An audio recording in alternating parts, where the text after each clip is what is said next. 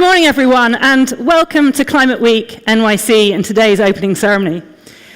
I'm Chief Exec of the Climate Group, and our mission is accelerating climate action, and we're proud to have this role convening Climate Week, a week where we can explore the action that's been unfolding over the last year. And what a year it's been.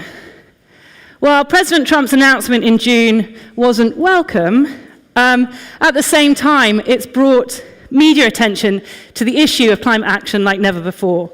And I think we seem to be finally moving to the point of moving on for a debate about whether climate change is happening to what we might actually do about it. And we've seen businesses, states, cities, and others step forward and demonstrate their renewed commitment to climate action, innovation, and building a better future. And that's down to the work of everyone in this room. We want to thank all of you who've traveled here today, all climate leaders who are here to talk about what's happening to address climate change and say together, we're doing this. And this morning, Climate Group is pleased to announce the launch of a report authored by New Climate Institute and the Climate Group and powered by CDP data. And this report shows that commitments by US states, cities, and businesses will already take the US halfway to meeting its Paris commitment by 2025. We've added together 342 commitments from 22 US states, 34 cities, and 250 businesses headquartered here. And the report shows that states are making the largest contribution, but that businesses that commit are being the most ambitious. And that's remarkable. And we think it amounts to an unstoppable force for action, whatever twists and turns happen at the White House. And this is going to be an amazing week as we explore that action. There's over 130 events happening across the city, and at the end of the week, the Empire State Building will turn green to celebrate, and we'd really like to thank New York City for that.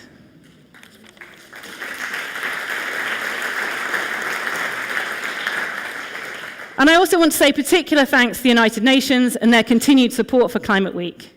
And we're also grateful to have with us here today the COP23 President, the Honourable Prime Minister of Fiji, Frank Bainimarama, and his senior leadership team, and wish you the best success in your upcoming duties. And we're also honoured to have with us his predecessor in that role, the President of COP22, Saladin Mezouar, the Minister of Foreign Affairs from Morocco. Welcome.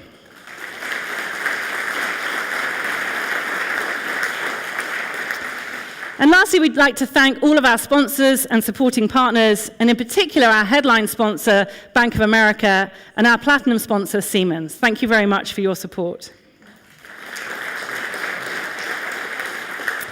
So let's get started with the program. This morning we're going to look at that unstoppable force of action that I've talked about, and how we ensure that climate change is tackled in the right way, ensuring jobs and prosperity for all, and giving everyone a stake in our future.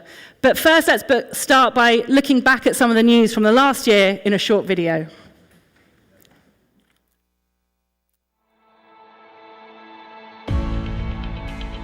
By tackling climate change together, we are creating a better world for us all. The world is awakening, and it's happening on an unprecedented scale. Nearly 200 countries have committed to reduce greenhouse gases through the Paris Agreement. And thanks to the Under 2 Coalition, more than 175 jurisdictions covering 1.3 billion people are implementing the Paris Agreement at regional levels. Thanks to the RE100 initiative, more than 100 of the world's leading companies are committed to powering their businesses with only renewable electricity. The actions of those companies alone have created enough energy to power the entire state of New York each year. Businesses are tackling climate change at an increasing speed. There are now more than 1 million electric vehicles on the road. In the US, 1 in 50 new jobs are in solar energy. And in China, nearly 4 million people work in clean energy. And government leaders plan to add another 13 million jobs in this sector. Wherever you look, across sectors such as energy, industry, and transport, real progress is being made. Lithium-ion battery costs have decreased 73% since 2010. Governments are tirelessly working toward low-carbon economies. Norway will ban all new petrol and diesel vehicles by 2025, India by 2030, and the UK and France by 2040. In Africa, 30 countries already source over 70% of their energy from renewables. In the UK, coal use is down nearly 2/3 in the last year alone, which together with more renewables has led to a 44% decrease in CO2 from supplying energy in the UK since 2010. Together, businesses and governments are uniting to tackle climate change. And to achieve our goals, we need that support to continue. Together, our influence promises a smarter, more prosperous world for us all.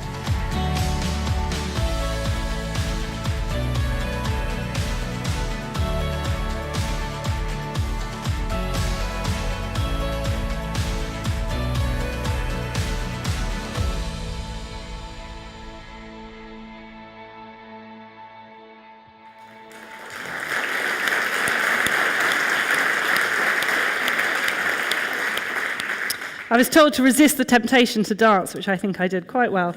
There's a hint there at the end of that video of what's to come later this morning. But first, I'm happy to introduce Tony Shoris, the first Deputy Mayor of New York City, to give us a short welcome to Climate Week NYC.